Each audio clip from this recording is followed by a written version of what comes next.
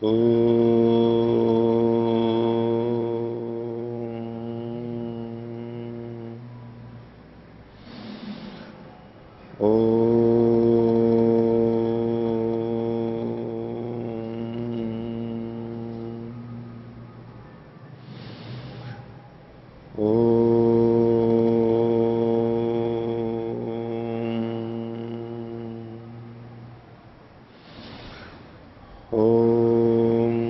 सहनावतु सहनौ भुनक्तु सह वीर्यं कर्वावहै तेजस्विनावधीतमस्तु मा विद्विषावहै। ओम शांति शांति शांति। मीमांसा दर्शन की 360वीं कक्षा मीमांसा दर्शन के 9वें अध्याय का द्वितीय पाद हम देख रहे हैं और इसमें छठे अधिकरण की 3 व्याख्याएं हम देख चुके हैं और चौथी व्याख्या अब आगे करेंगे। पिछले पाठ में से कुछ पूछना है तो पूछ सकते हैं, नहीं तो देखिए आगे पृष्ठ संख्या 2477। अथवा गवामयने द्वयोर्द्वयोर्ऋचो प्रगथनेन ब्रह्म साम गानाधिकरणम। गवामयन में दो ऋचाओं का प्रगथन करके ब्रह्म साम नाम के गान का अधिकरण यहां पर कहा गया। ब्रह्म साम गवामयन में ब्रह्म साम नाम का गान किया जाता है, ब्रह्म साम किया जाता है। उसमें दो ऋचाओं का प्रगथन करके करना है, 3 से नहीं करना है, ये यहां पर विषय रहेगा। तो इससे पहले के जो 3 प्रकार से इस प्रकरण को अधिकरण को बताया गया था उसमें प्रकृति के उदाहरण लिए गए थे और यहां पर विकृति के उदाहरण लिए जा रहे हैं। तो एवं वा गवामयने ब्रह्म साम प्रकृत्य समामनंती। तो गवामयन में ब्रह्म साम का प्रकरण चला के ये वचन पढ़ा गया है। चतुशतम ऐन्द्रा बारहता प्रगाथा। 104 इंद्र देवता वाले बारहत प्रगात होते हैं। 104 नीचे 400 लिखने में आ गया है। तो एक तो ये वचन मिलता है चतुशतम ऐन्द्रा बारहता प्रगाथा।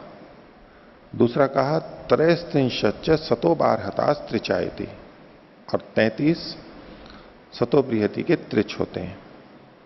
तो तत्र संदेह किम द्वयोर ऋचो प्रकथनम कृत्वा गातव्यम उत तिसरीषु ऋक्षु गातव्यमिति।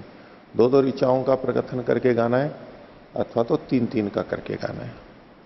किम प्राप्तम, पूर्व पक्षी कहता है तिसरीषु ऋक्षु इति, 3 ऋचाओं में गाना चाहिए। सिद्धांति ने पूछा कुतः, पूर्व पक्षी कहता है एवं प्रकृतौ श्रूयते, प्रकृति में यह वचन आता है कि तस्माद एकम साम त्रिचे क्रियते, एक साम को 3 ऋचाओं में किया जाता है, 3 मंत्रों में 3 बार वो साम गाया जाता है। तो तद यह चोदके न प्राप्तम, तो अतिदेश से यहां पर भी प्राप्त है विकृति में। तस्मात तिसरीषु गातव्यमिति, 3 मंत्रों में मिला करके ऋचाओं में मिला करके ही गाना चाहिए।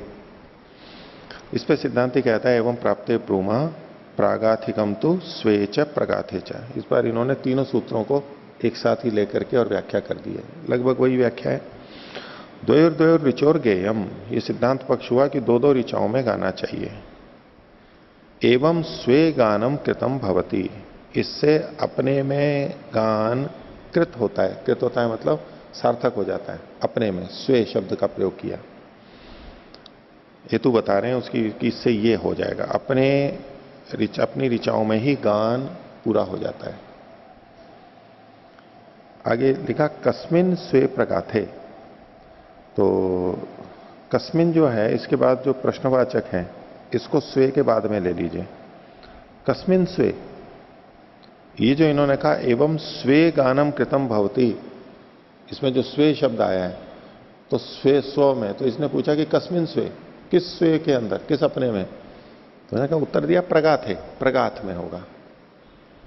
अपना भी होता है कि अपने अपने को खा रहा है, तो भाई अपने को क्या खा रहा है, अपना क्या, अपने भोजन को, अपने फल को खा रहा है, अपने अपने चावल को खा रहा है, अपना खा रहा है, मतलब अपना क्या खा रहा है, क्या चीज है, तो कस्मिन स्वे, किस स्वे में ये करना है, तो कब प्रगात में।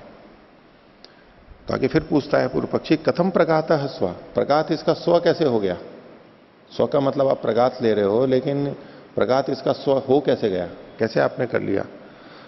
तो सिद्धांति उत्तर देता है, विहितो ही गवामयने ब्रह्म साम प्रकृत्य है। गवामयन में ब्रह्म साम को के प्रसंग में ये वाक्य वहां पर पढ़ा गया है।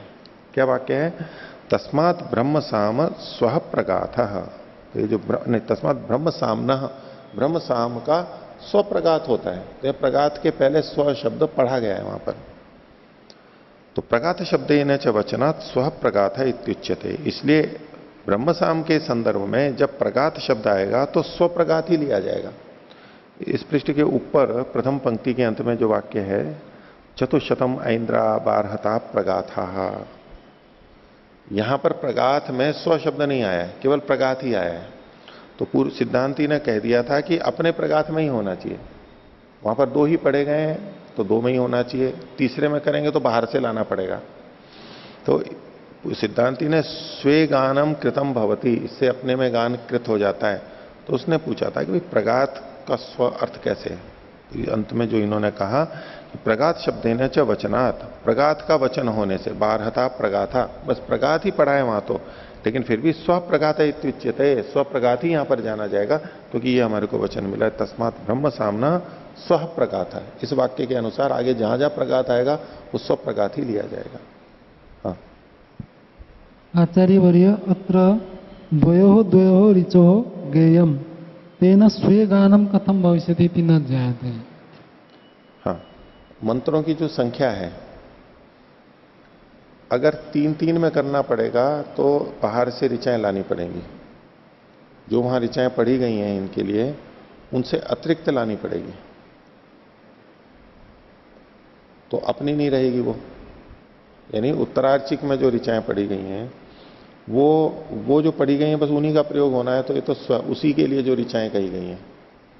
और अगर आप तीन तीन में करोगे तो वहां की वो तो दो दो ही पढ़ी हुई हैं, तो तीन कहां से करोगे, तो बाहर से उसको लानी पड़ेगी। उत्तरार्चिके त्रिचा भवन्ति न, दो भी होती है ना, पीछे कई बार आया, दो दो भी होती है। तत्र चतुशतम तत्र लिखितम अस्ति, सर्वेषामेव द्वयो द्वयो जो युग्म वर्तते किम? नहीं, 104 ऐन्द्र बारहत प्रगात होते हैं, प्रगात ये होते हैं।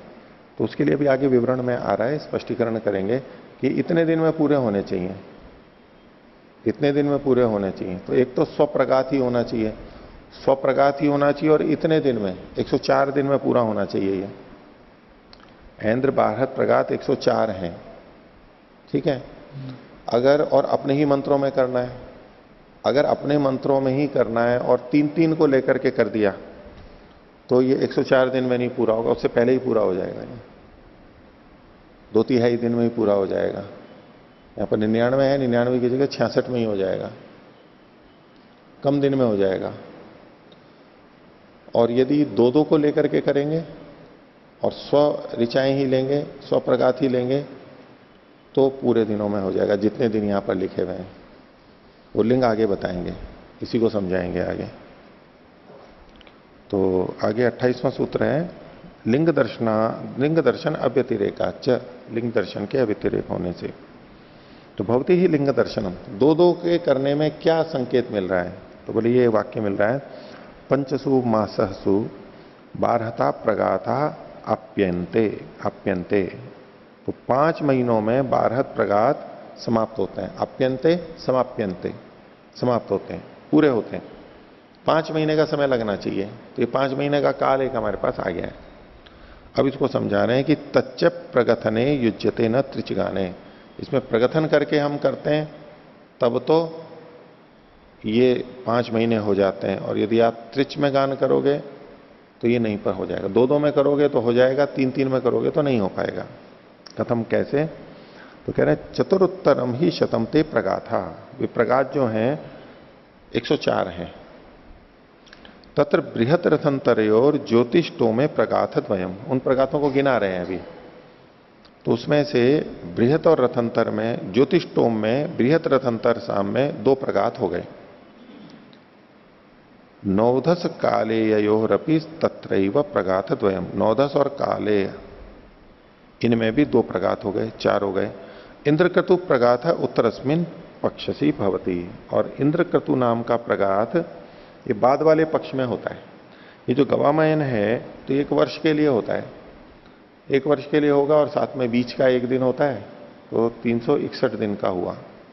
तो 180 दिन और 180 दिन, बीच का एक विषुवान दिन होता है, संधि काल जैसा बीच का दिन, तो कुल मिला के 361 दिन का हुआ।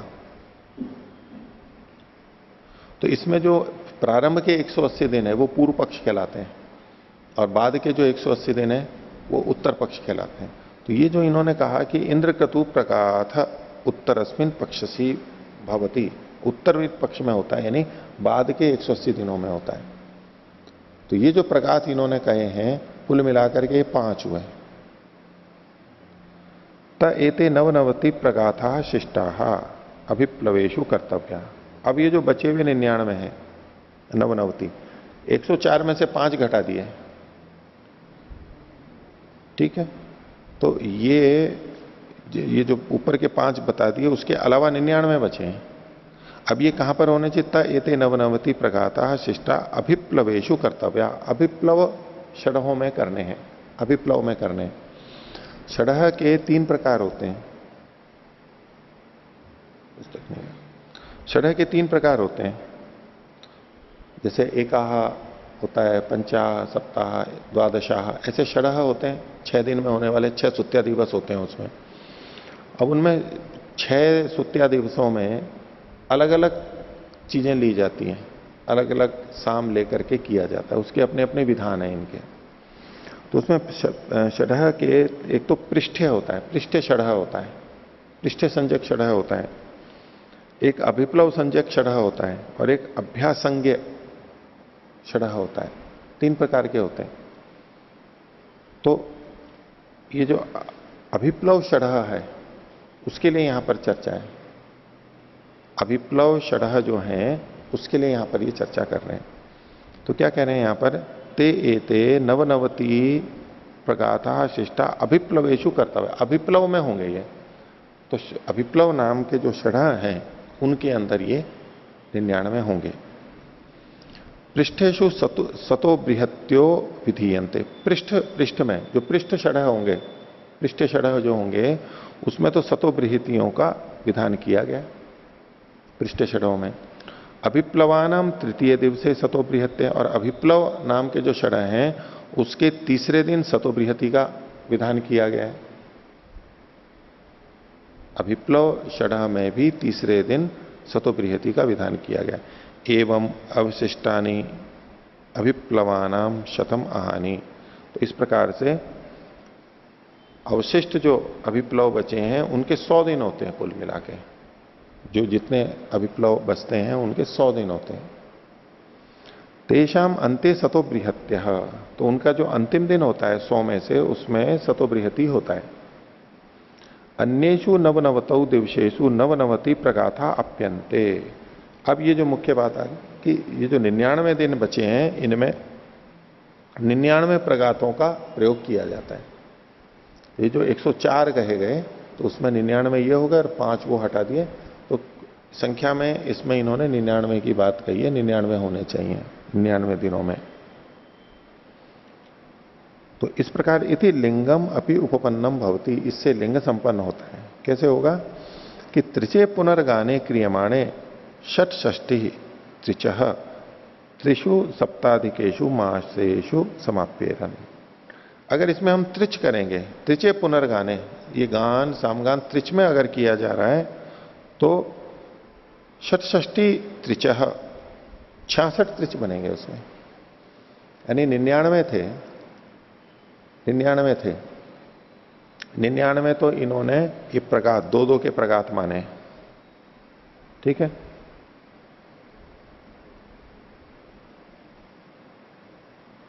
निन्यानवे प्रगात हैं, अब ये जो 99 प्रगात हैं, इनमें मंत्र लिए थे इन्होंने दो दो को मिला करके किया था।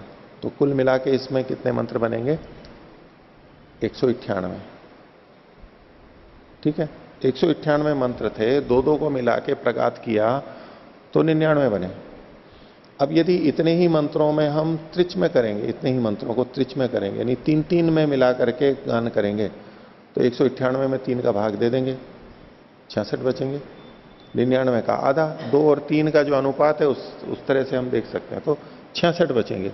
उसके लिए कह रहे हैं कि त्रिचे पुनर्गाने क्रियमाण है, अगर आप त्रिच में गान कर देते हो तो 67 ही त्रिच, 66 त्रिच बनेंगे। दिन तो थे वहां पर 99 थे, 99 से 5 तो इन्होंने बता दिए थे, कुल मिला के 104 दिन थे। ठीक है, 104 दिन थे, 5 तो अलग हटाई दिए, उसका तो इस पर कोई अंतर नहीं आ रहा है। जो 99 बचे थे उसमें अगर दो मंत्रों को लेकर के करेंगे तो 99 दिन पूरे हो जाते हैं, और 3 को लेकर करें तो वो 66 दिन में ही पूरा हो जाएगा, वो 33 दिन बच जाएंगे। वो सामंजस्य नहीं बन रहा है, ये लिंग दर्शन है। तो त्रिचे पुनर्गाने क्रियमाणे षष्ठी त्रिच त्रिषु सप्ताधिकेशु मासेशु समाप्येरन, तो 7 अधिक 3 महीनों में ही समाप्त हो जाएंगे ये, 7 अधिक 3 महीने में समाप्त होंगे। इसको दूसरे ढंग से कहिए, एक तरफ तो हमने देखा कि 99 दिन में वो पूरे होने थे, उसकी जगह पे 66 हैं, तो 66 दिन में पूरे हो जाएंगे। ठीक है, दूसरी तरफ ऊपर क्या लिखा हुआ था, इसमें और भी चीजें होती हैं, बीच बीच में और भी चीजें होती हैं, तो वो करके ऊपर लिखा है ना, पंचसु माससु बारहता प्रगाथा अप्यंते, 5 महीनों में समाप्त होते हैं भारत प्रगात। तो जब दो ऋचाएं लेकर के करेंगे, प्रगात बनाएंगे, तो 5 महीने में वो पूरा होगा। दिन तो 99 थे, लेकिन वैसे जो अन्य चीजें भी जुड़ी हुई रहती हैं वो करके वो 5 महीनों में समाप्त होता है।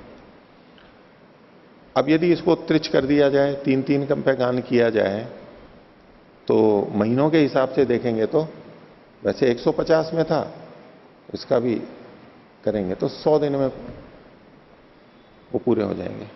100 दिन में एक तो गणना थी 99 और 66 की, उस दिन को अलग रखो, ये तो मूल वो दिन है जिसमें ये गान किया जाता है। लेकिन गान प्रतिदिन नहीं किया जाता, आगे पीछे दूसरे कर्म भी किए जाते हैं। उन सबको मिलाकर के देखेंगे तो ये 5 महीनों में पूरे होते हैं।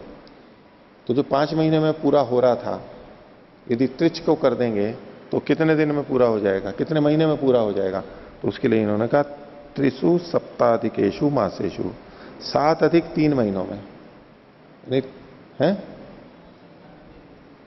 हाँ 3 महीने और 7 दिन, 3 महीने और 7 दिन की होगा। नीचे संशोधन कर लीजिए, नीचे 7 महीने 3 दिन लिखा हुआ है, 7 महीने 3 दिन कहेंगे तो ये तो बहुत ज्यादा हो जाएगा, 7 की 213 दिन हो जाएंगे, ज्यादा हो जाएंगे। तो हमारे को तो ये बल्कि कम दिन में होना है पूरा, तो ये 3 महीने 7 दिन का होगा। 3 महीने 7 दिन मतलब 97 दिन का इन्होंने कहा है। अब ये 2-3 दिन की गणना आगे पीछे हो रही है, अब उसमें हो सकता है कुछ और कारण से हो रही हो, लेकिन 5 महीने के हिसाब से तो हम 30 दिन का 1 महीना मान के चलते हैं। तो 150 दिन, और 150 को हम यूं करेंगे तो 100 दिन आने चाहिए। लेकिन जो भी होगा, अन्य क्रियाएं होती होंगी, उसके कारण ये इन्होंने 97 दिन लिखा है, ये 97 दिन में ही पूरा हो जाएगा। वो 5 महीने में पूरे होने चाहिए, वो वचन संगत नहीं हो पाएगा। वो तभी हो सकता है जब दो को लेकर के करेंगे। तो त्रिषु सप्ताधिकेशु मासेशु समाप्येरन, ये दोष है, कम में अब पूरे हो जाएंगे। तस्मात तद एतस्मात लिंग दर्शनात् प्रगाथे गानम कर्तव्यमिति मन्यते, तो इस लिंग से प्रगात में ये करना चाहिए, दो मंत्रों को लेकर के। इस पर पूर्व पक्षी कह रहा है, एक सुझाव दे रहा है वो कि नहीं ऐसे भी कर सकते हैं हम, बाहर से 3 में भी कर सकते हैं, 100 वाला लेते हुए भी अपने ही मंत्रों को लेना है, बाहर से नहीं लेंगे तो भी हम त्रिच में कर सकते हैं। कैसे? तो पूर्व पक्षी कहता है आह अथ अकस्मात् न प्रथम त्रिचे गानम कृत्वा, प्रथम त्रिच में गायत्र जो है वो प्रथम त्रिच में 3 में कर लिया पहले, ततस्तस्मात् त्रिचाद एकाम ऋचाम आदाय अन्य 2 ऋचौ गृहीत्वा त्रिचे गानम क्रियते, उसमें से 1 को ले लिया आगे और 2 बाहर से ले लिए, ऐसे करके त्रिच हो जाएगा फिर। तो यहां के जो मंत्र थे वो तो कम ही लिए गए, बाहर के ले लिए। आप यहीं के ले रहे हो और दो दो करके कर रहे हो, हम बाहर से ले लेंगे और तीन तीन में कर लेंगे। तो यहां वाले जो मंत्र हैं उनके हिसाब से 5 महीने में कर लेंगे, 99 दिन में कर लेंगे उसको। तो कहा कि 2 ऋच बाहर से लेकर के त्रिच में गान कर लेंगे। तथा ही तब क्या होगा, त्रिच गान प्रापी चोद को अनुग्रहितो भवती। ये जो एकम साम त्रिचे क्रियते, ये जो वचन है ये इसमें सार्थक हो जाएगा। त्रिच गान प्रापी, त्रिच के गान को प्राप्त कराने वाला जो अतिदेश वचन है वो अनुग्रहित होगा। और लिंगम च उत्पत्स्यते, और लिंग भी कैसे बन जाएगा, पंचसु माससु बारहता प्रगाता अप्यंते। 5 महीने में बारहत प्रगात समाप्त होते हैं। तो दूसरा बाहर से ले लेकर के हमने पूरा किया, यहां वाले थोड़े थोड़े लेते गए और 5 महीने में पूरा कर दिया। त्रिच भी हो गया और 5 महीने भी पूरे हो गए। बाहर का लेके ये भी तो कर सकते हैं। तो इस पर सिद्धांत कह रहा उच्यते अव्यतिरेकेण लिंगम दर्शयति। अव्यतिरेक रूप से लिंग को यहां पर बताया जा रहा है। क्या लिंग है वो आगे बता रहे हैं। अन्य अन्य ऋचो भवंती, इसको विपरीत अल्प विराम में ले लीजिए। अन्य अन्य ऋचो भवंती तदेव साम, यहां तक, यहां बंद कर लीजिए। इसमें अन्य अन्य ऋचाएं होती हैं, भिन्न भिन्न ऋचाएं होती हैं, उसे ही साम कहते हैं। यानी वही ऋचा दोबारा नहीं ली जाती है, वही ऋचा दोबारा नहीं ली जाती है। प्रगथन करते समय जब हम एक चरण ऊपर का ले लेते हैं, नीचे का ले लेते हैं, तो वो नई ऋचा बन जाती है। प्रगथन बिल्कुल वैसी की वैसी कोई ऋचा नहीं होती है। तो साम गान में जो कि तू दूसरी ऋचा नहीं ली जाती है। तो बोले जब आप ये करोगे कि पीछे के 3 एक त्रिच को करके उसमें से एक मंत्र आगे ले लोगे, 2 बाहर से लेकर के आओगे, तो ये जो जिसको पीछे से एक लोगे इसका गान दोबारा हो जाएगा, दोबारा नहीं होता है इसमें। ये वचन यहां पर ठीक नहीं होगा। तो अव्यतिरेकेण लिंगम दर्शयति, अन्य अन्य ऋचो भवंती, भिन्न भिन्न ऋचाएं यहां पर होती हैं। तदेव साम, उसे ही साम कहते हैं।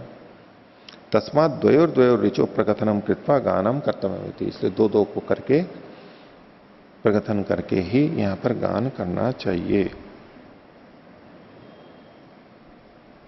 हो गया।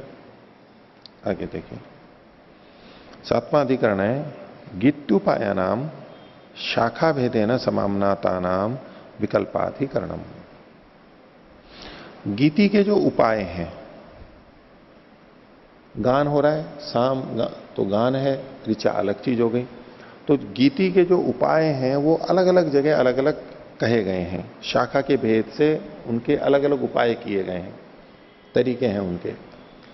तो गीति उपाया नाम शाखा भेदेन समामनाता नाम, शाखाओं के भेद से जो पढ़े गए हैं गीति के उपाय, उनमें विकल्पाधिकरण है।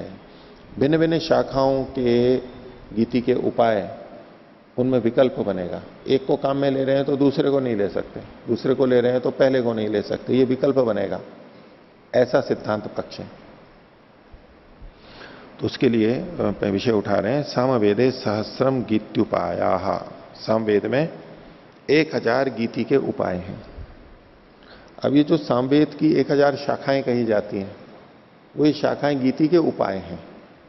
सामान्यतः हमारे मन में क्या आता है कि जैसे ऋग्वेद की कहते हैं इतनी शाखाएं थी, इतनी शाखाएं थी, तो हमें लगता है कि वो पठन पाठन की शाखाएं थी, उसमें परंपराएं थी, स्कूल्स थे, पढ़ने पढ़ाने की अलग अलग परंपरा थी, वो थी।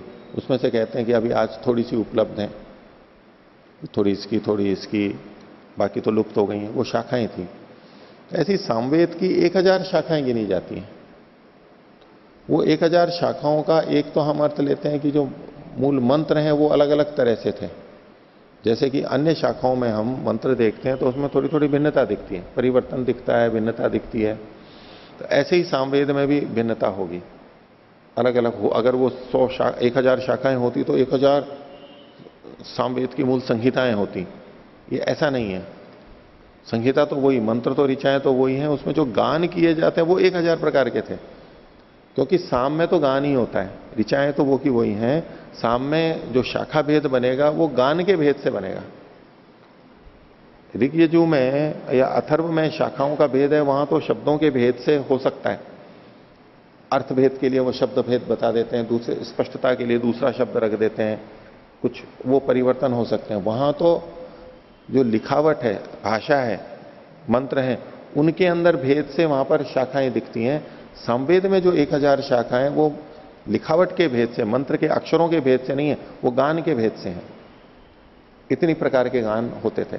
जैसे आज भी अलग अलग संगीत के घराने होते हैं, प्रचलित होते हैं, फला घराने का है, वो एक संप्रदाय चल जाता है, यानी एक शाखा चल जाती है, कोई विशेष व्यक्ति होता है उसके अनुसार।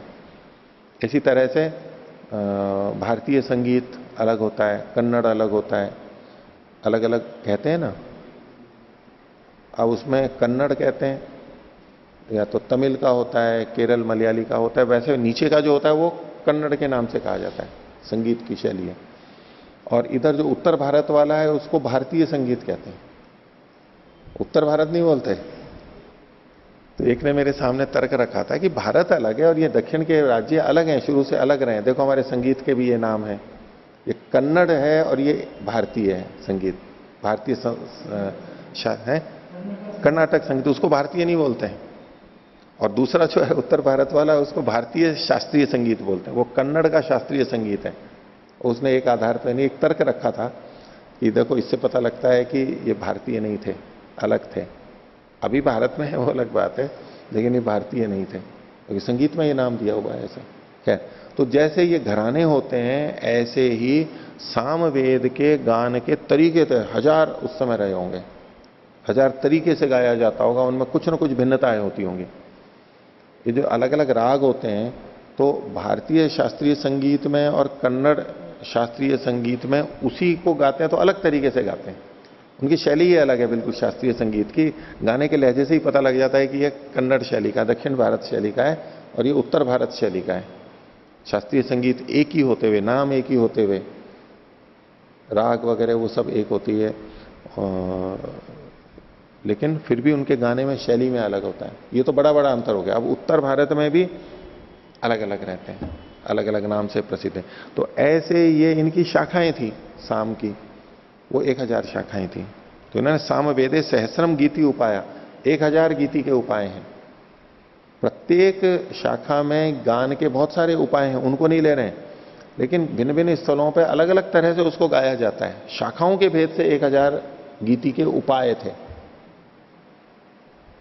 तो पूर्व पक्षी कह रहा है आह कई में गीति उपाया नाम, बोले गीति के उपाय नाम की क्या चीज है, ये कौन है, क्या है? तो सिद्धांति उच्चते कह रहे हैं गीतिर नाम क्रिया। बोले गीति क्या है? गीति तो क्रिया है, क्योंकि गान जो है वो तो एक क्रिया है, लिखावट है वो तो क्रिया नहीं है, गीति तो एक क्रिया है। सा मतलब वो क्रिया आभ्यंतर प्रयत्न जनित स्वर विशेषाणाम अभिव्यंजिका, आभ्यंतर प्रयत्न से उत्पन्न होने वाले स्वर विशेषों की वो अभिव्यंजिका होती है, ये क्रिया। यानी क्रिया होगी, और क्रिया में बोलेंगे तो आभ्यंतर प्रयत्न बाह्य प्रयत्न दोनों ही होते हैं वैसे तो, लेकिन ये जो अंतर आ रहा है, ये कह रहे हैं कि आभ्यंतर प्रयत्न में भिन्नता आकर के उसमें, तो आभ्यंतर प्रयत्न स्वर विशेष के प्रकट करने वाली होती है। सा साम शब्दाभिलप्या, उसको साम शब्द से कहा जाता है। सा नियत परिमाणा ऋचिच गीयते, उसका परिमाण भी नियत है, साम का गीति का परिमाण नियत है, और वो ऋचाओं में गाया जाता है। ये सबके लिए समान है, सब शाखाओं के लिए। तत्संपादनार्था ऋग अक्षर विकारो विश्व, तो इसको संपादित करने के लिए ऋक के ऋचा के अक्षरों में जो विकार किया जाता है वो गीति के उपाय कहलाते हैं। ऋक के अक्षरों में जो परिवर्तन किया जाता है वो उपाय कहलाते हैं। कोई ऐसे करता है, कोई वैसे करता है। वो क्या क्या होते हैं उनके लिए कुछ शब्द यहां पर लिखे हैं। जैसे पहला लिखा है घृताक्षर विकारो विश्लेषो, विश्लेष का मतलब है अलग अलग कर देना, टुकड़े टुकड़े कर देना। मंत्र तो यूं सीधा सीधा है, लेकिन उसके टुकड़े कर देते हैं, विश्लेष मतलब टुकड़े करना। फिर है विकर्षण, विकर्षण का मतलब है न बोलना, न बोलना। फिर है अभ्यास, अभ्यास का मतलब है दोहराना, आवृत्ति करना, उसकी आवृत्ति करके भी उसका सामंजस्य करते हैं। विराम, विराम का मतलब है ठहरना, रुक जाना वहां पर। स्तोभ, स्तोभ जो बीच में कुछ डाला जाता है, जैसे ई ऊ हाउ हाई हुम, ऐसे ऐसे जो बीच बीच में डाले जाते हैं, वो स्तोप कहलाते हैं। इत्येवम आदय सर्वे समधिगता स्वामनायन्ते। तो इस प्रकार के ये जो सारे के सारे हैं ये वहां पर प्राप्त होते हैं और वहां पर स्वामनायन्ते पढ़े जाते हैं, अलग अलग शाखाओं में पढ़े जाते हैं। उसके अंदर भेद होता है, कोई कैसे करता है, कोई कैसे करता है।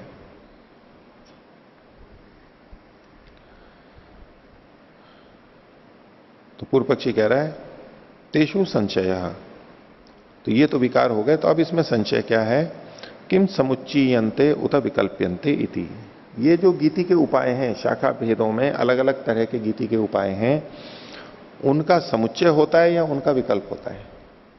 तो सिद्धांत पूछ रहा है किम तावन न प्रतिभाति, ये क्या प्रतीत होता है? वैसे नह जो है वो अस्मत् के उसमें आता है। अब ये वास्तव में पूछ तो रहा है सिद्धांति पूर्व पक्षी से और उत्तर भी पूर्व पक्षी दे रहा है, लेकिन नह शब्द का प्रयोग हो रहा है। हमें बहुवचन में हमें क्या प्रतीत हो रहा है? आदर में बोल देते ना कई बार, देख तो हम कहें कि आपको क्या प्रतीत हो रहा है, उसकी जगह हिंदी में बोलते हैं अच्छा अपने को क्या लग रहा है, अपना क्या विचार है। कुछ सामने वाले से रहे, अपना बोलते हुए दोनों का ग्रहण हो गया वैसे तो, लेकिन पूछ वो तात्पर्य होता है सामने वाले के। वो क्या अपना घर कहां पर है, अच्छा इस विषय में अपना क्या विचार है, मतलब है आपका क्या विचार है। ऐसे यहां पर नह शब्द का प्रयोग देखो किया गया, पीछे भी कई बार आया है। कई बार तो दोनों को मिलाकर के भी कह सकते हैं, संगति लग जाती है कि भाई दोनों का इसमें हमें क्या सोचना चाहिए, हमारे को यहां पर क्या करना चाहिए, ऐसे मिल करके या यहां क्या निर्णय निकल के आता है, हमारा क्या होना चाहिए। पर कई जगह केवल सामने वाले के लिए भी नह शब्द का प्रयोग हो रहा है, हम यद्यपि इसमें है नहीं।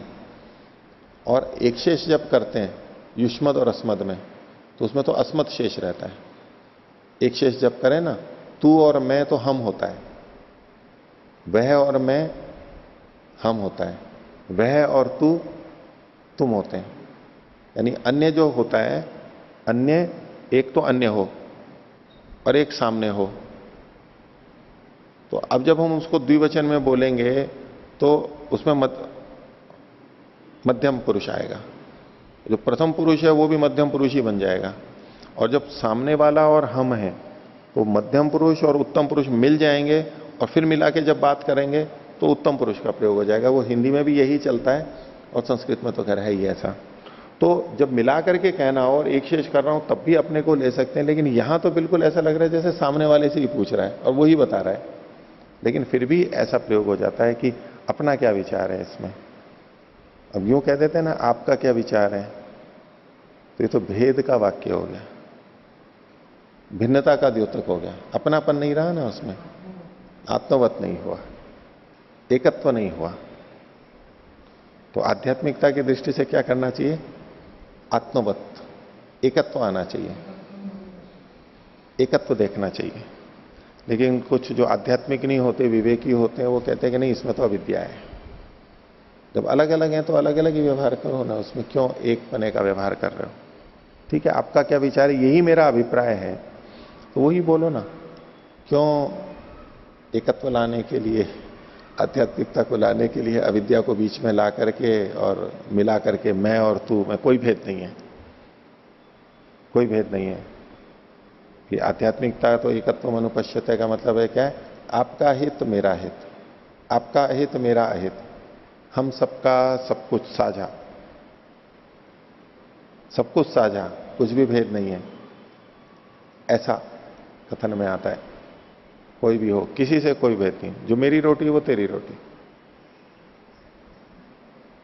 जो मेरा तौलिया वो तेरा तौलिया जो मेरा दांत साफ करने का ब्रश वो तेरा ब्रश, जो मेरी जीभी वो तेरी जीभी, तेरी जीभी जो मेरी जीभी।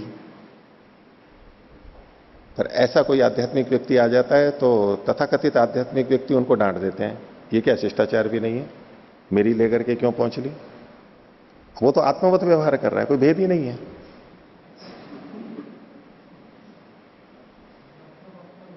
और जो ले लेते हैं दूसरों का लेके खा लेते हैं, कहीं भी जा रहे हैं बगीचा देखा तोड़ करके खा लिया, भेद ही नहीं समझते, अपनापन समझते हैं। अब आध्यात्मिक व्यक्ति कह देते हैं ये तो चोरी है, ये चोरी कैसे हो गई थी? एकत्व अनुपश्यत है, उसका आचरण कर रहा है, वो व्यवहार में ला रहा है, और आप सिद्धांत लाके अपना पराये का भेद मान करके ये कर रहे हो। तो आध्यात्मिकों में भी जो विवेकी होते हैं वो तो भेद दृष्टि से ही देखते हैं, भेद दृष्टि से देख करके चलते हैं, उसी तरह से व्यवहार करते हैं। यम नियमों का पालन भी भेद दृष्टि से ही होता है। हाँ, अभेद दृष्टि से ये अविद्या से युक्त हो गया। समानता ये एक अलग बात है। एकत्व अनुपश्यता का मतलब ये नहीं है कि एक ही है। एकत्व अनुपश्यता का मतलब है समान है, एक ही है, वो बात नहीं है। जो एक ही है वो तथाकथित आध्यात्मिक वो है। एक समान मानते हुए भी अलग अलग मानते हैं, समान मानते हुए भी भेद मानते हैं। भाई ये भी आत्मा है, मैं भी आत्मा हूं, एक जैसे हैं, सुख दुख एक जैसा है, लेकिन एक ही नहीं है। लेकिन इसको जब व्यक्ति अध्यात्म में लाता है तो कहते हैं कि हम जितने भी हैं, हमारा सबका सुख दुख एक, हित अहित एक, हम एक दूसरे के काम में आएंगे, वो सहयोग वगैरह होना चाहिए। लेकिन इसको अध्यात्म की बिंदु के रूप में जब प्रस्तुत किया जाता है, लेकिन व्यवहार में कहीं नहीं मिलेगा ये। इसको बोलने वाले भी व्यवहार नहीं कर पाते एक जैसा।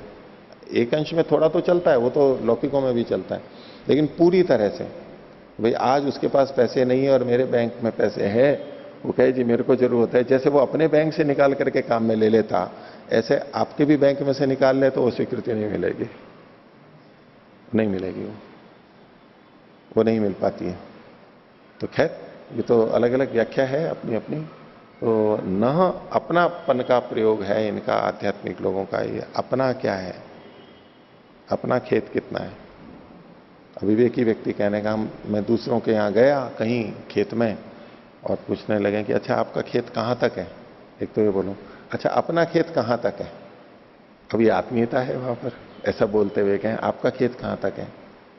और कई तो तटस्थ रूप से कह देंगे अच्छा खेत कहां तक है, अब ये नहीं बोलेंगे कि मेरा या आपका लेकिन तात्पर्य तो वही होगा कि भाई जो संदर्भ आ रहा है, जब कहते हैं कि अपना घर, अपने घर में जमीन कितनी है, अपने खेत में कुएं कितने हैं, अपने खेत में कौन कौन सी फसल बोई जाती है इत्यादि।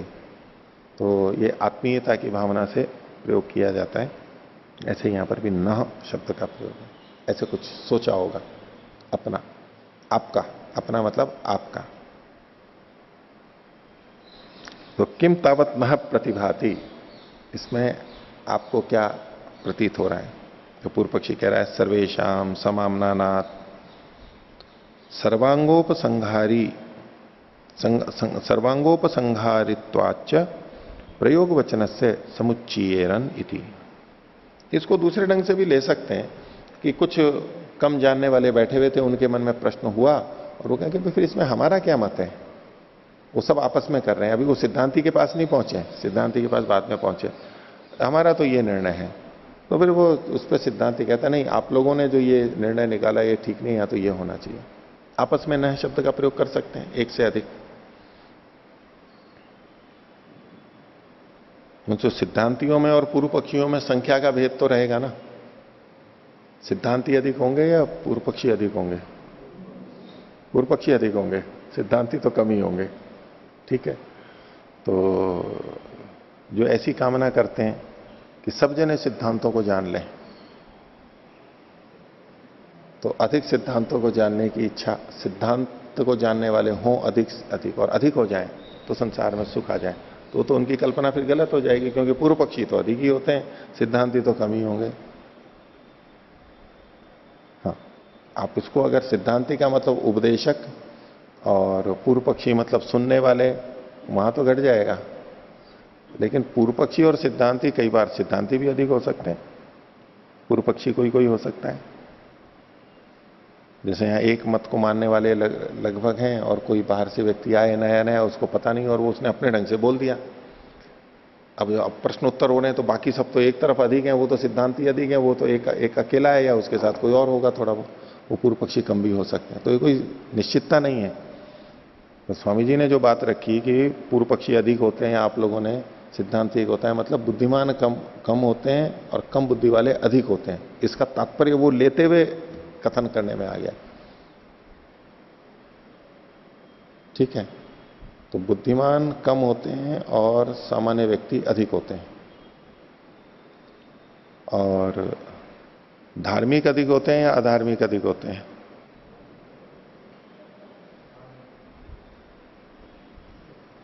आप यूं कहो कि भाई जो विद्वान होता है वो तो धार्मिक है, विद्वान कम है तो धार्मिक भी कम ही होंगे, क्योंकि बिना ज्ञान के धर्म का पालन ही नहीं कर सकता, ऐसा आने लगेगा।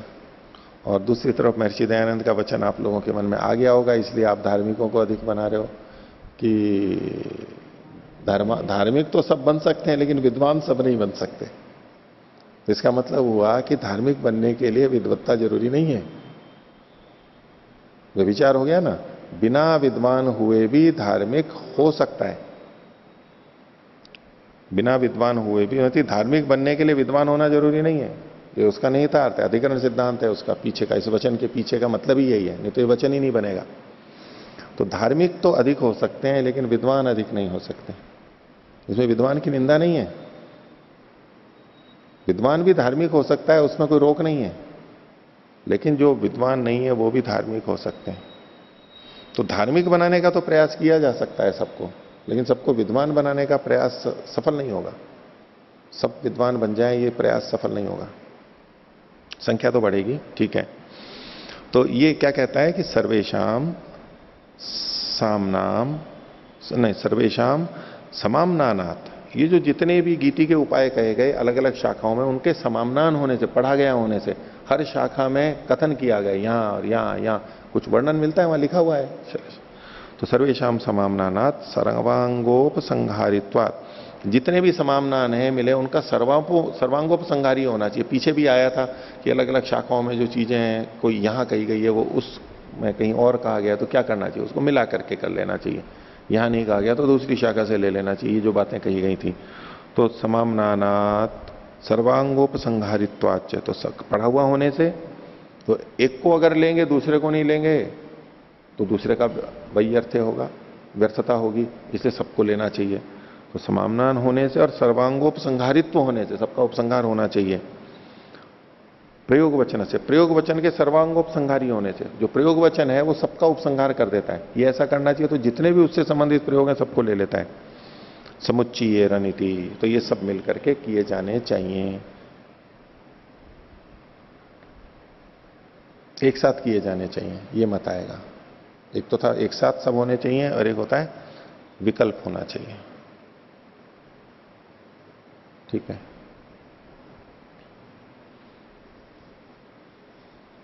तो जो सबको लेते हैं, तो मान लो जो भी भोजन बन रहा है उसमें कौन कौन से मसाले डलेंगे, तो सारे मसाले डलेंगे इसमें, नमक भी डलेगा, मीठा भी डलेगा, और सारे मसाले इसमें, दाल में इसमें भी सारे के सारे मसाले डलेंगे, सब में सब चीजें डलेंगी, सब में सब चीजें, सर्वांगोपसंहारी।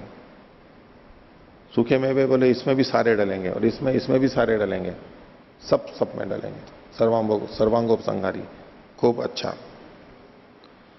तो एवं प्राप्ते ब्रूमा, इस पे सिद्धांत कह रहा है अर्थैकत्वाद विकल्प स्यात्, अर्थ का एकत्व होने से यहां पर विकल्प होना चाहिए। अर्थ का एकत्व मतलब प्रयोजन का एकत्व, जो जिस कारण से ये प्रयोग किए जा रहे हैं गीति के उपाय, वो किसी निश्चित प्रयोजन से किए जा रहे हैं, और वो पूरा हो गया है तो बस आवश्यकता नहीं है। भाष्य अर्थैकत्वाद विकल्प स्यादिति, एकार्था ही गीत्युपाया, जो गीति के उपाय हैं वो एक प्रयोजन वाले नहीं, निश्चित प्रयोजन वाले होते हैं। ये उपाय इसके लिए, ये उपाय इसके लिए। गीति ही कथम निर्वर्तेत इति प्रयुज्यन्ते, और इनका गीति के उपायों का प्रयोग कैसे, कि गीति का की संपूर्णता, संपन्नता कैसे हो, वो बने कैसे, हो कैसे जाए, इसके लिए ये काम में लिए जाते हैं। तत्र अन्यतमेन गीतौ निर्वृत्तायाम नेतरे प्रयोगमर्हन्ति, जब एक उपाय से, एक शाखा के उपाय से गीति निर्वृत्त हो गई है, संपन्न हो गई है, तो फिर अन्य उपाय, अन्य शाखाओं के उपाय की उनकी अपेक्षा नहीं है, वो क्यों किए जाएंगे, बात पूरी हो गई, जो प्रयोजन पूरा हो गया। तस्मात् विकल्प है, इसलिए इनमें तो विकल्प ही होगा, चाहे तो उसको करो चाहे तो इसको करो, सबको नहीं कर सकते, सबको नहीं मिला करके करना। आगे देखिए 8वां अधिकरण, प्रगीताया एव ऋचौ वैकृत अपूर्व स्तोत्र साधनत्वाधिकरणम। विकृत अपूर्व स्तोत्र का साधनत्व किसका है? स्तोत्र मतलब वो स्तुति करने वाले हुए, तो स्तुति करना प्रगीताया एव ऋचा, जो ऋचा गाई गई है उससे ही स्तोत्र होगा। स्तुति स्तुति वैसे शस्त्र शंसन से भी होती है और स्तोत्र से भी होती है, दोनों से होती है। लेकिन यहां कौन सी करनी चाहिए उसके लिए यहां पर अधिकरण बनाया गया है। तो क्वचित कर्म विशेष श्रूयते, किसी कर्म विशेष में यह कहा गया है। ऋचा स्तुवते सामना स्तुवते, ऋचा से स्तुति करता है, साम से स्तुति करता है। तो किससे स्तुति करते हैं हम? ऋचा से स्तुति करते हैं या साम से स्तुति करते हैं? ऋचा से स्तुति करते हैं या साम से स्तुति करते हैं, ये प्रश्न आएगा। तो ऋचा में साम का गान कर रहे हैं तो स्तुति हम किससे कर रहे हैं? उसकी पंक्तियों से, वाक्यों से, अथवा तो गान के माध्यम से कर रहे हैं। किससे स्तुति कर रहे हैं? तो इन्होंने कहा दोनों से, ऋचा से भी स्तुति करता है और साम से भी स्तुति करता है। तो उसमें अंतर बता रहे हैं। यत ऋचा स्तुवते तद असुरा अनुभवायन, तो ऋचाओं से स्तुति करता है तो उसके पीछे पीछे असुर आ जाते हैं, उसका अनुसरण असुर लोग करते हैं। ऋचा से स्तुति करते हैं तो असुर लोग उसका अनुसरण करते हैं। और यत सामना स्तुवते तद असुरा न अनुभवायन, जो साम से स्तुति की जाती है तो असुर लोग उसका अनुसरण नहीं करते। तो निंदा वचन हो गया, ऋचा से स्तुति का निंदा वचन हो गया, असुर लोग उसके पीछे आ जाते हैं, अनुसरण करते हैं। और साम से करो तो असुर लोग नहीं आते हैं। तो यह एवं विद्वान सामना स्तुवीत, तो जो इस प्रकार जानता है, इस बात को जानता है, वो साम से स्तुति करें। अब यहां साम से स्तुति करने में ऋचा तो आ ही गई है वहां पर, क्योंकि ऋचित दृढ़म साम गीयते, तो ऋचा पर ही तो साम गाया जाएगा। तो अब यहां क्या हुआ? ऋक का मतलब हुआ केवल ऋचा, साम रहित, और साम का मतलब हुआ ऋचा सहित जो साम है उससे अकेला साम तो होता ही नहीं है। तो जब भी स्तुति करनी हो तो ये इस तरह से करनी चाहिए, गान पूर्वक स्तुति करनी चाहिए, उसमें असुर नहीं आते पीछे। और असुर आ जाएंगे तो क्या होगा? असुर, उस स्तुति के साथ में असुर आ जाएंगे तो क्या होगा? असुर अपना प्रभाव डाल देंगे वहां पर, गड़बड़ हो जाएगी, हानि हो जाएगी। तो तत्रायम अर्थः संशयी का, इस विषय में संशय पैदा हो रहा है। किम ऋचा वा स्तोतव्यम सामना वा उत सामनैव इति किम तावत प्राप्तम।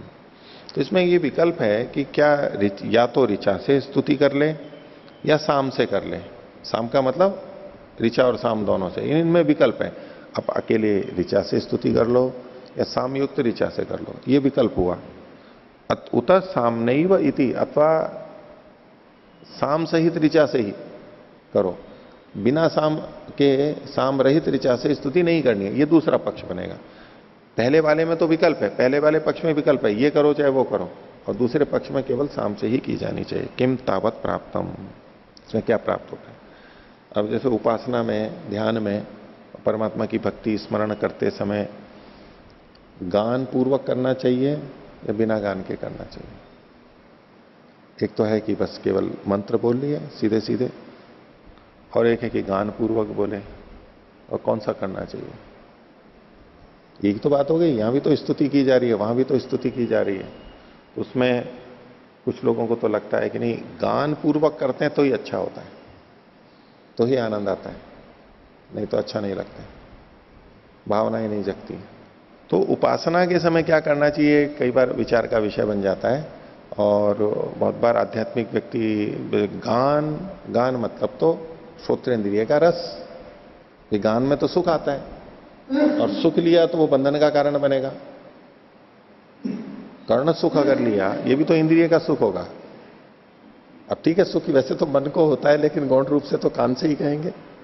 रूप का सुख ले रहा है, जिह्वा का रस सुख ले रहा है, गंध का सुख ले रहा है, तो ऐसे शब्द का भी सुख होता है। तो गान पूर्वक जब हम भजन आदि गाते हैं तो उससे उसमें राग होगा, सुख आएगा, सुख आएगा तो राग होगा, राग होगा तो बंधन होगा, अविद्या होगी। इसलिए गान पूर्वक नहीं करना चाहिए। इसलिए कई जने आध्यात्मिक शिविरों में और इसमें बिल्कुल मना करते हैं, लेकिन थोड़ी उदारता भी रखते हैं।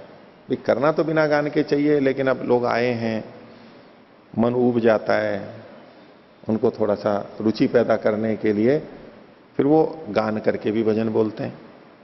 उनके लिए वैसे नहीं होना चाहिए, लेकिन जो नए नए हैं उनको बिना गान के रुचि नहीं होती है, इसलिए गा करके करते हैं। ऐसे ही चुटकुले भी नहीं होने चाहिए, क्योंकि उसमें हंसी होती है और वो भी मुक्ति में बाधक है। लेकिन जो नए नए शिविरार्थी आ रहे हैं उनको अरुचि ना हो जाए, इसके लिए चुटकुले फिर बोले जाते हैं। शिविर में भी चुटकुले बना करके, विषय तो आध्यात्मिक समझाया जाता है, लेकिन चुटकुले से, वो उन लोगों की दृष्टि से वास्तव में तो बाधक है। और सीखने वाले तो वही सीखते हैं जो सामने वाला करवा रहा है। न बोल भले ही कुछ भी रहा हो, जो करवा रहा है उससे कि भाई वो तो चुटकुले भी बोलते हैं बीच बीच में आध्यात्मिक विषयों को समझाने के लिए, और भजन भी बहुत अच्छा बोलते हैं।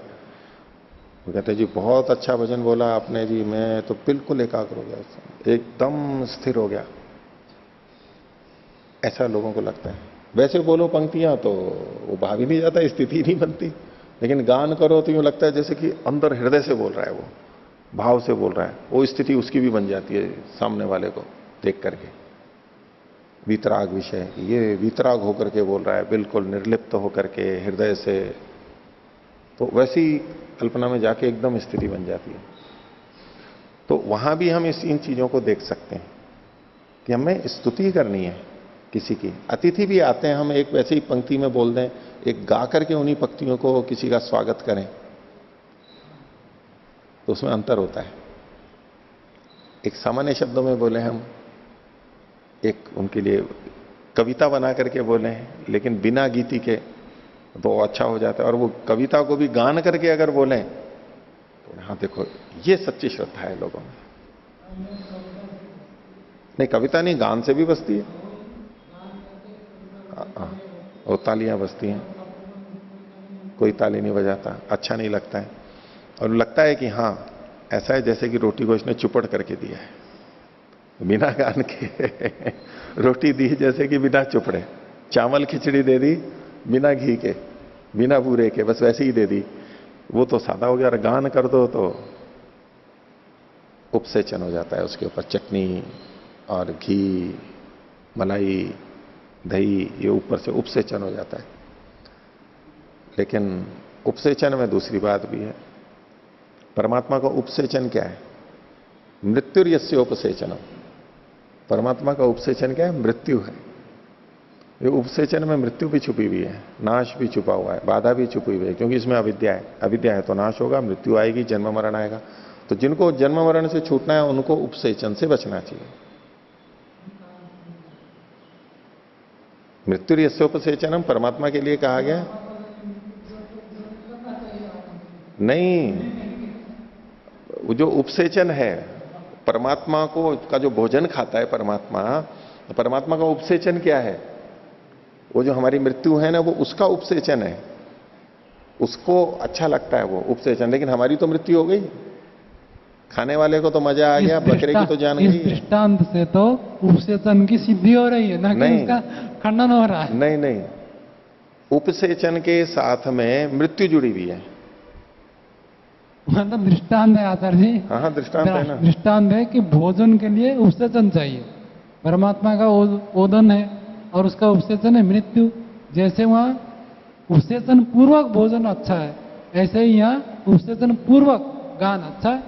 हाँ, उपसेचन करना चाहिए, उपसेचन करना चाहिए, लेकिन इसके पीछे का अंदर का जो तत्व है ना, दृष्टांत का वो भाग इसमें जुड़ेगा ही नहीं। वो साथ में जो वहां पर एक संकेत के रूप में कहा, विद्वानों को तो संकेत के लिए संकेत होना चाहिए। यद्यपि उपसेचन है, करना चाहिए, चटनी वगैरह ये सब डालते हैं, उसे अच्छा ही लगता है सबको, चटनी अच्छी लगती है, ये सब चीजें ऊपर ऊपर से जो डालते हैं वो अच्छी ही लगती है।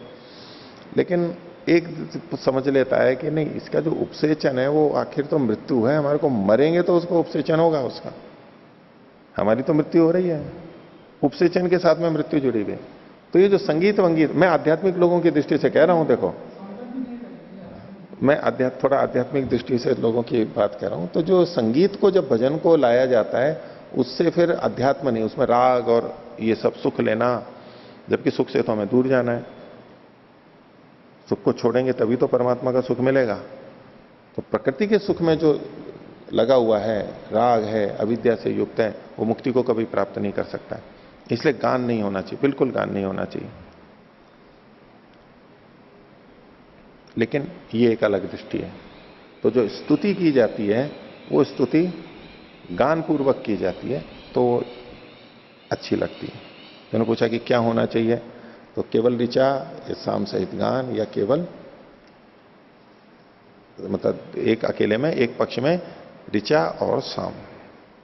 तो पूर्व पक्षी कहता है अर्थैकत्वात् विकल्प स्यात्, प्रयोजन एक होने से यहां पर विकल्प होना चाहिए।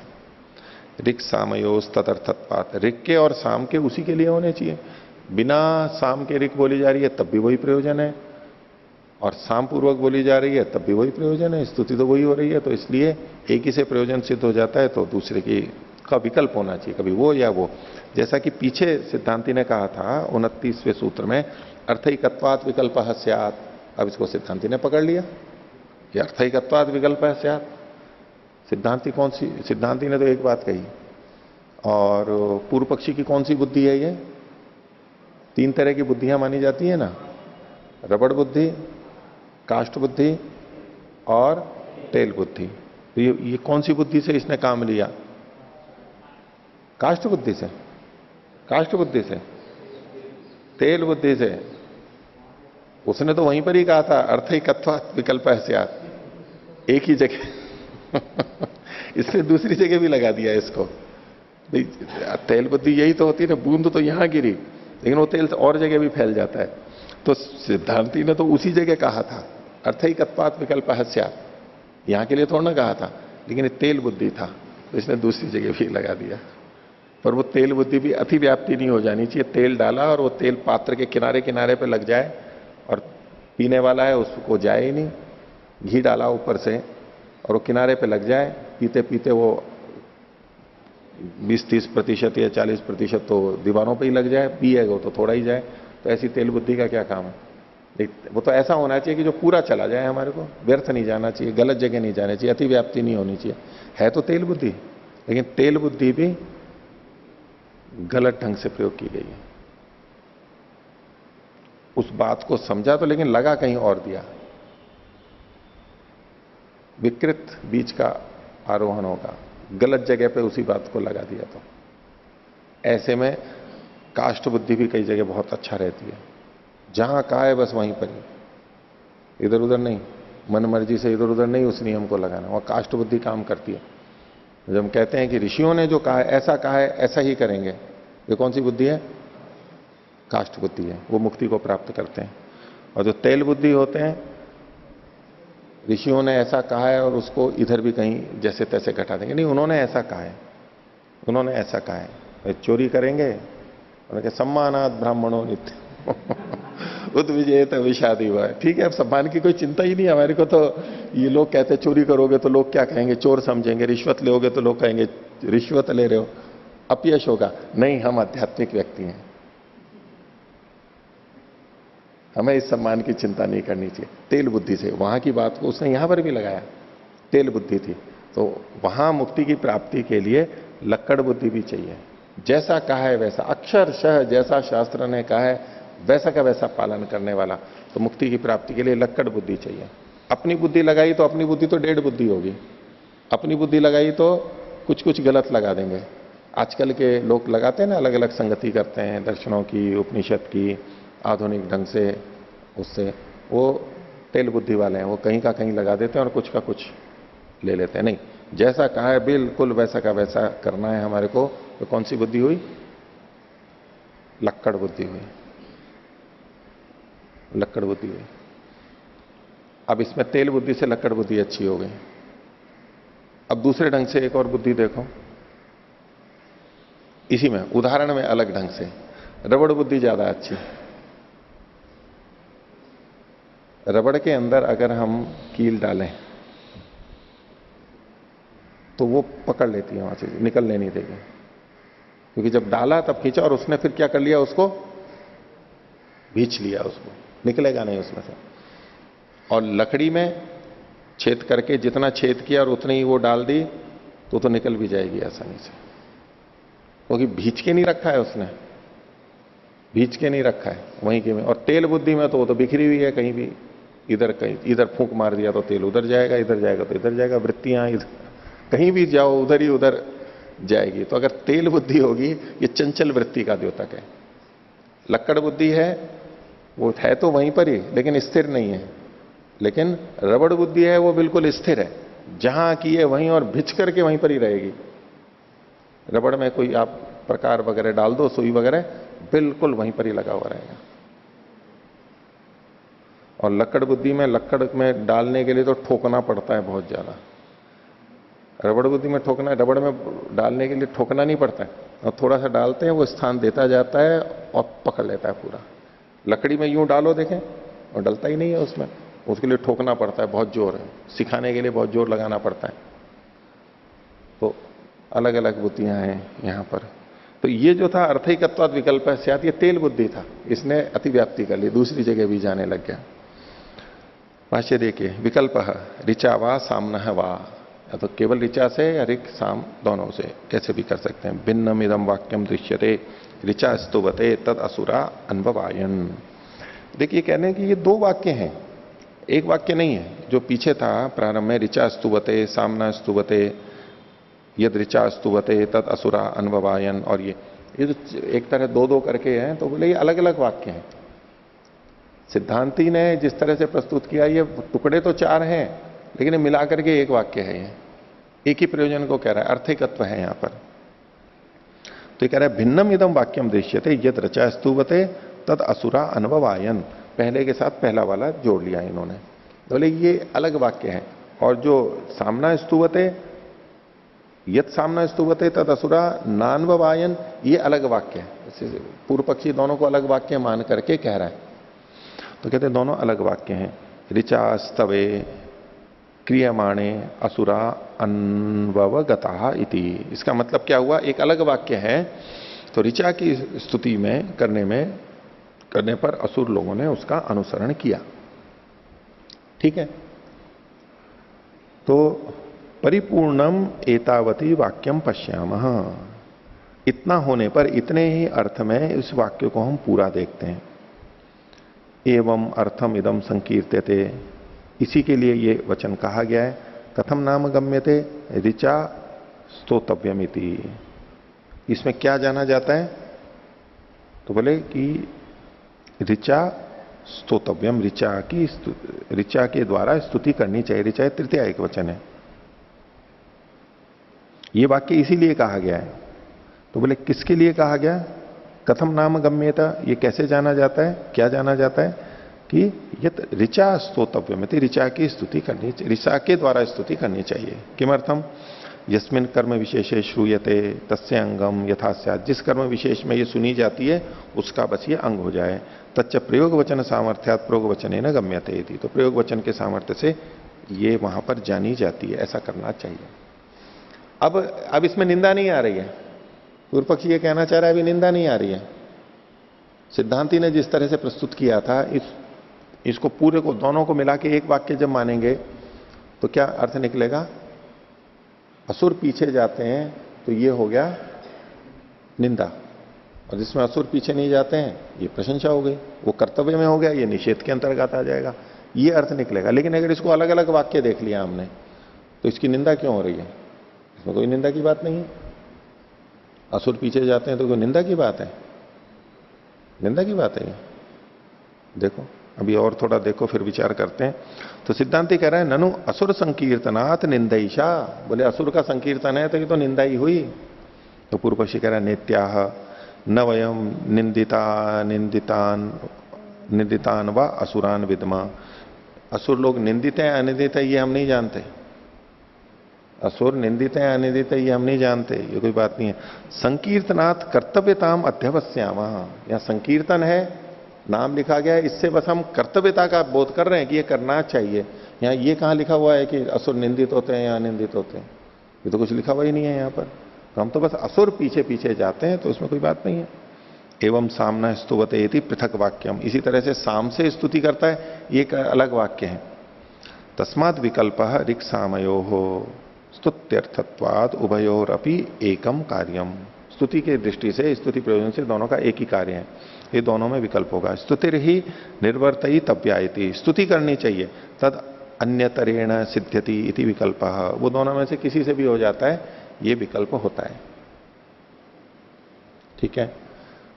अब अगर यूं कहें प्रवचनकर्ता की दृष्टि से, स्वामी जी ने प्रवचन देना शुरू किया तो बहुत से अज्ञानी व्यक्ति उनके पीछे पीछे हो लिए, असुर लोग।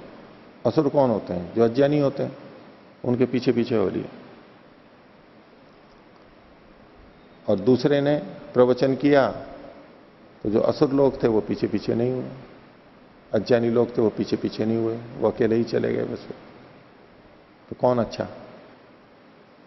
जो नहीं जानते हैं, कम जानते हैं, उनको ये लगना चाहिए कि हां ये कुछ विशेष बात बता रहा है, तो वो पीछे पीछे जाएंगे ही। ये ज्ञानी व्यक्ति है तो पीछे पीछे कौन जाए? किसके जाएंगे? अज्ञानी व्यक्ति किसके पीछे पीछे जाएगा?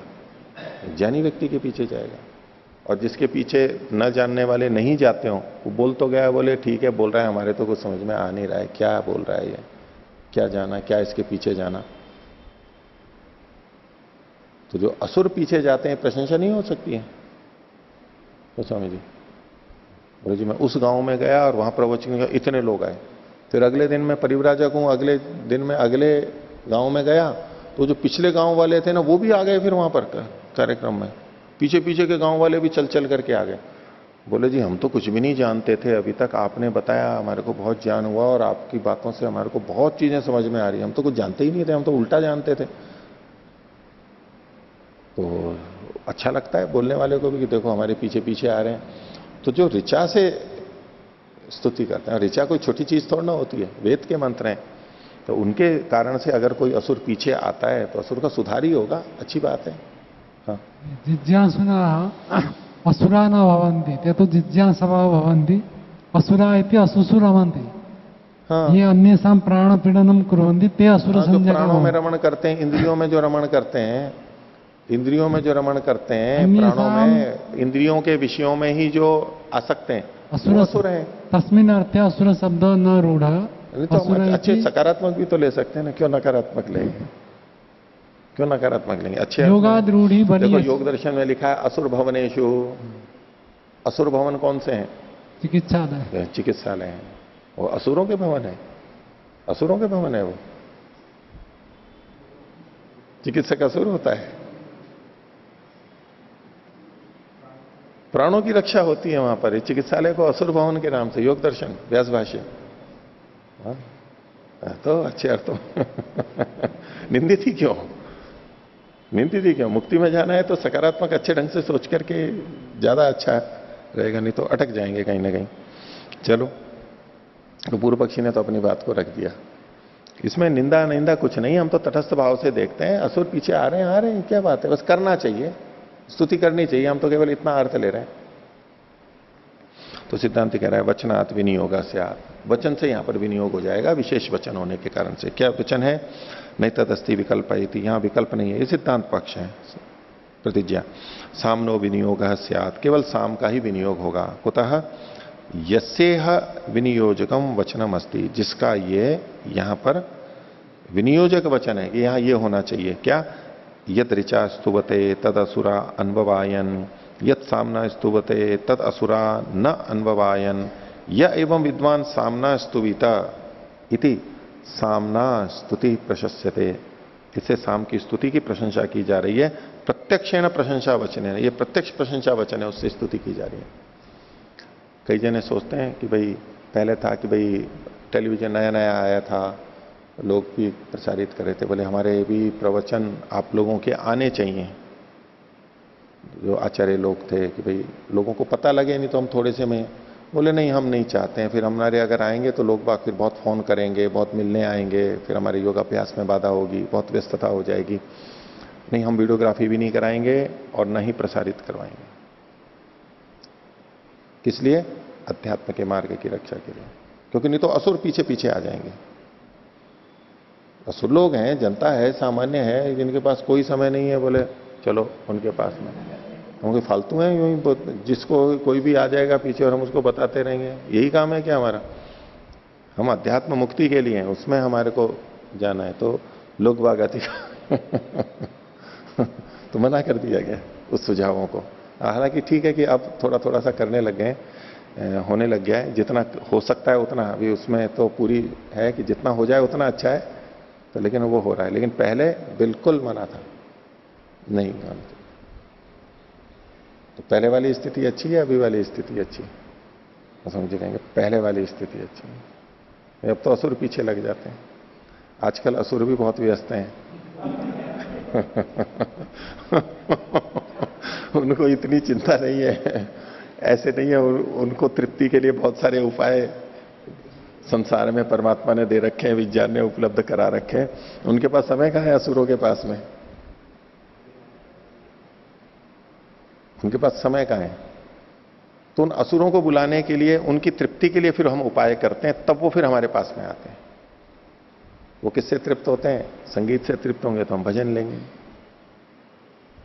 वो खाने पीने से तृप्त होते हैं तो हम उनके लिए अच्छा खाने पाने का प्रबंध करेंगे, ताकि असुरों की उनकी तृप्ति हो प्राणों की, तभी तो आएंगे। वो तो प्राण तृप्ति वाले हैं।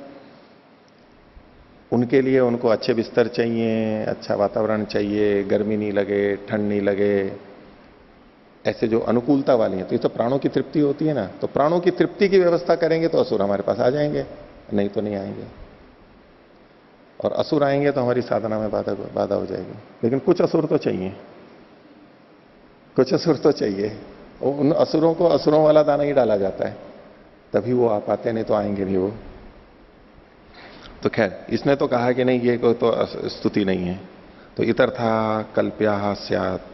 हाँ, इसमें कह रहे हैं, एक तो ये कहा कि प्रत्यक्षेण प्रशंसा वचन है, प्रत्यक्ष प्रशंसा वचन से ये सिद्ध होगा।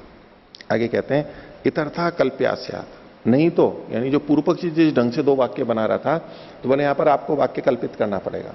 अगर इस पूरे को, यानी दो दो टुकड़े पहले वाले और बाद वाले दो दो टुकड़े, या दूसरे ढंग से कहो कि दो वाक्य, ये सारे मिलाकर के एक ही वाक्य है, एक ही अर्थ होने से एक ही बात को कह रहे हैं। अगर आप इसको अलग अलग वाक्य मानोगे तो आपको अर्थ कल्पित करना पड़ेगा। यहां पर इतर्था कल्प्या स्यात्, क्या कल्पित करना पड़ेगा वो आगे लिखा हुआ है। इसको विपरीत अल्प विराम में ले सकते हैं। ऋचा स्तवने असुरा अनुगता। ऋचा की स्तुति करने में, यानी बिना साम के करने में, असुर वहां पर पीछे पीछे आते हैं। अब पूर्ण विराम की जगह अल्प विराम ले लीजिए। अनुगता तस्मात् ऋचा स्तोतव्यमिति, इसलिए ऋचा के द्वारा स्तुति करनी चाहिए। पूर्व पक्षी जब अलग वाक्य बना रहा है तो यही तो अर्थ ले रहा था। तो तस्मात् ऋचा स्तोतव्यम, ये कल्पित करना पड़ेगा आपको, इतना भाग। ऋचा स्तवने असुरा आगता, ये अर्थ तो आ ही रहा है वाक्य से, लेकिन तस्मात् ऋचा स्तोतव्यम ये कल्पित करना पड़ेगा। और अथ सामना स्तव प्रशस्यते, अगर साम के द्वारा स्तुति की जाती है तो यद ऋचा स्तुवते तत् असुरा अनववायन इति इतर प्रशंसार्था निंदैषा। अगर इसको हम यहां केवल दोनों को वाक्यों को एक मानेंगे तो साम के साथ ही करना चाहिए। तो ये जो असुर का पीछे जाना है, ये अन्य की प्रशंसा के लिए निंदा कही जाएगी। इति इतर प्रशंसार्था निंदैषा। नहीं निंदा न्याय वाली जो बात है कि निंदा के लिए नहीं होती सदा, अन्य की प्रशंसा के लिए भी होती है। स्वतंत्र भी होती है, लेकिन अन्य की प्रशंसा के लिए भी निंदा होती है। तो बोले ये ऐसे हो जाएगी, उसकी दूसरे की प्रशंसा के लिए हो जाएगी। न किंचित कल्पयिष्यते इति, इसलिए यहां ऐसे में कल्पना भी नहीं करनी पड़ी, कल्पना में गौरव है। तो पूर्व पक्षी कहता है कथम निंदा वचनम एतदिति गम्यते, आपने ये कैसे जान लिया कि निंदा का वचन है? तो सिद्धांत कहता है इतर स्तुति वचना, दूसरे की स्तुति होने से। तस्मात् साम नैव स्तोतव्यमिति, इसलिए साम से युक्त होकर के ही स्तुति करनी चाहिए। आगे देखिए, एक और अधिकरण करते हैं। इसी अधिकरण की दूसरी व्याख्या है। अथवा विकृति विशेषे प्रगीतया एव ऋचा आवनीयोपस्थानाधिकरणम। आवनीय का जो उपस्थान होता है वो विकृति विशेष में प्रगीत ऋचा के द्वारा ही किया जाना चाहिए। ये जो आवनीय उपस्थान है, ये द्वादशाह में 10वें दिन पत्नी संयाज के बाद में होता है। द्वादशाह में 10वें दिन पत्नी संयाज के बाद में होता है और मानस स्तोत्र से पहले होता है।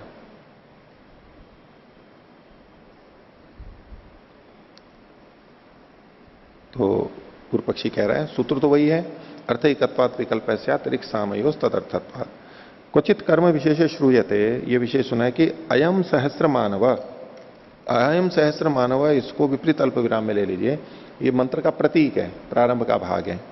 हालांकि तो ये वचन गहरे अक्षरों में लिखा है वो उसी तरह से ही है, आगे भी गहरा ही वचन है। तो अयम सहस्र मानव इति एतया आवनीयम उपतिष्ठते, इससे आवनीय का उपस्थान करता है इस मंत्र से। अत्रायम अर्थ सांशयिक, संदेह क्या है, किम अप्रगीतया उपस्थानम उपस्थातव्यम उत प्रगीतया, गान पूर्वक या बिना गान के करना चाहिए। किम प्राप्तम, तो पूर्व पक्षी कहता है प्रगीतया अप्रगीतया वा, कैसे भी कर लो।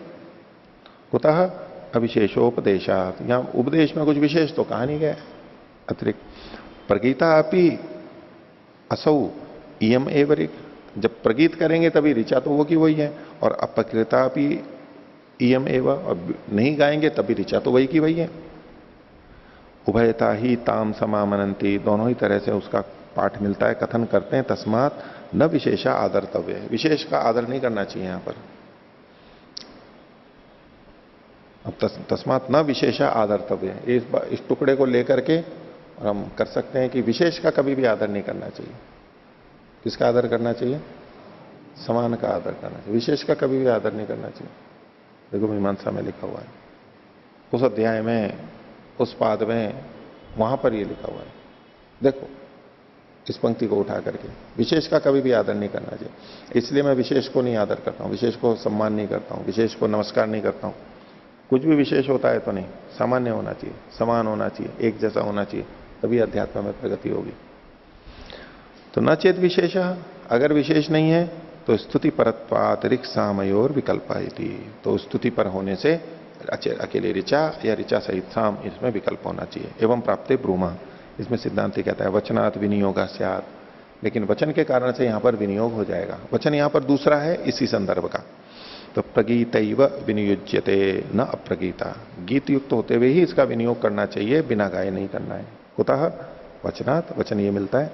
किम वचनम, तो बोलो अयम सहस्र मानव इति एतया इति, अयम सहस्र मानव, ये जो इति एतया, इसको भी गहरे अक्षरों में ले लीजिए, या तो इसको पूरे को विपरीत अल्पविराम में ले लीजिए, क्योंकि जो हमारा पहले का वचन था पिछले पृष्ठ पर, अयम सहस्र मानव इति एतया, इत्येतया, इसी को उद्धृत कर रहे हैं यहां पर, यह भी गहरे अक्षर में आना चाहिए। इत्येतया, फिर आगे जो लिखा इति प्रकृत वचन शब्द, तो ये जो है ये प्रकृत वचन वाला शब्द है, प्रकरण के को कहने वाला शब्द है।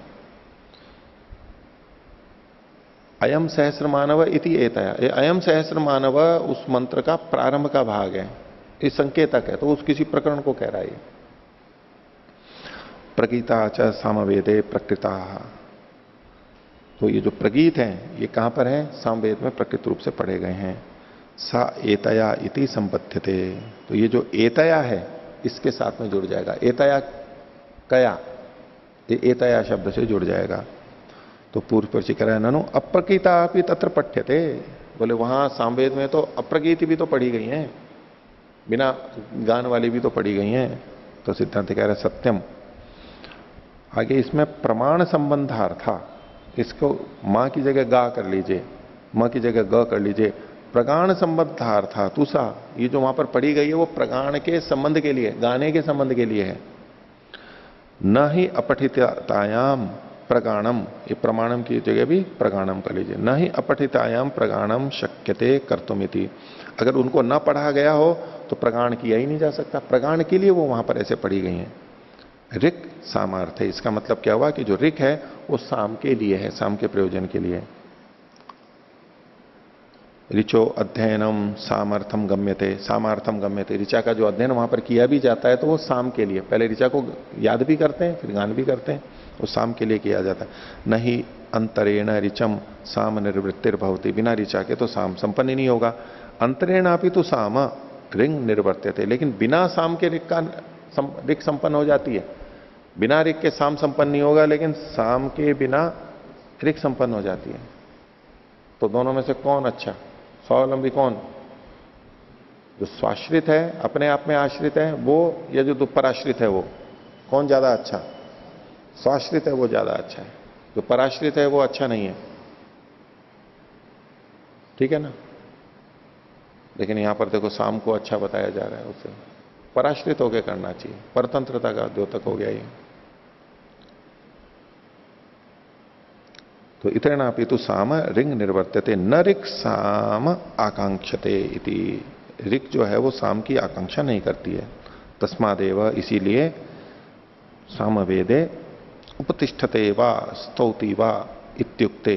तो सामवेद में तस्मादेव इसीलिए, ये जो है ना सामवेदे, इसको सामवेदे के बाद में जो रेखा है इसको तो हटा देंगे और सामवेदे से पहले विपरीत अल्पविराम ले रहे, तस्मादेव इसीलिए। यहां जो सामवेद है इसको गहरे अक्षरों में नहीं लिखा है, इसको गहरे अक्षरों में लेते हुए करेंगे। सामवेदे उपतिष्ठते, ये वा स्तौति वा अथवा स्तुति करता है, तो स्तौति को भी विपरीत अल्पविराम में ले लीजिए, वा के बाद में अल्पविराम। सामवेदे उपतिष्ठते वा अल्पविराम, स्तौति वा, स्तौति को विपरीत अल्पविराम। इत्युक्ते प्रगीतायाम एव रुचि संप्रत्ययो भवति न अप्रगीतायाम। तो जो गीत युक्त सामवेद में जब भी उपतिष्ठते स्तौति शब्द आता है तो वहां पर प्रगीत ऋचा में ही बोध होता है, संप्रत्यय होता है, न कि अप्रगीत में। इस पर पूर्व पक्षी कह रहा है आह यदि प्रगीतायाम संप्रत्यय प्रकरणात् वचनात् अप्रगीतायाम। बोले आप प्रकरण से इसमें प्रगीत का संप्रत्यय कर रहे हो तो वचन से तो इसमें अप्रगीत का वचन आएगा। अप्रगीतापि ही शाखांतरे समामनायते, क्योंकि ये जो है अन्य शाखाओं में बिना गान के भी की जाती हैं। सा प्रकरणम बाधित्वा वाक्य न गृह्येत इति। तो ये जो है प्रकरण को बाधित कर लेगी, वाक्य से गृहित हो जाएगी, भले ही अन्य शाखा में है लेकिन वचन तो है। इस पे सिद्धांत कह रहा है उच्यते न वाक्य न ऋग गृह्यते, वाक्य से ऋग का ग्रहण नहीं होता है। प्रतीक ग्रहणम ही एतत्, ये जो वाक्य कहा गया इससे ऋचा का ग्रहण नहीं होता है। ये जो है ना अयम सहस्र मानव, इससे ऋचा का ग्रहण नहीं होता है। प्रतीक ग्रहणम ही एतत्, ये तो केवल प्रतीक मात्र है। क्या? उसी को प्रतीक को आगे कह रहे हैं अयम सहस्र मानव इति एतया इति। तो अयम सहस्र मानव से विपरीत अल्पविराम लेके इति एतया पे बंद कर लीजिए। इति पुनः प्रकृताया ऋचो वाचको मुख्य ऋक् शब्द। तो यहां पर प्रकृताया ऋच, जो प्रकृत ऋचा थी, प्रतीक के रूप में जो ऋचा थी, उसका वाचक मुख्य ऋक् शब्द यहां पर फिर से आया है। मुख्य ऋक् शब्द क्या है? एतया। अयम सहस्र मानव इति एतया, ये जो एतया है ये ऋचा का, मुख्य ऋचा का, पूरी ऋचा का वाचक है। अयम सहस्र मानव ये केवल संकेत होगा। तत्पक्षे प्रतीक ग्रहण से लक्षणा से, आपके पक्ष में तो प्रतीक की लक्षणा करनी पड़ेगी, आप उससे मंत्र का पूरे का ग्रहण करोगे। श्रुति लक्षणा विशेष श्रुति न्याया न लक्षणा, और श्रुति और लक्षणा के संदर्भ में श्रुति संगत होती है न कि लक्षणा। तस्मात् प्रगीतया उपस्थातव्यमिति, प्रगीत करते हुए भी उपस्थान करना चाहिए, गान सहित निकट जाना चाहिए। आज का पाठ इतना ही रखते हैं। प्रणव तो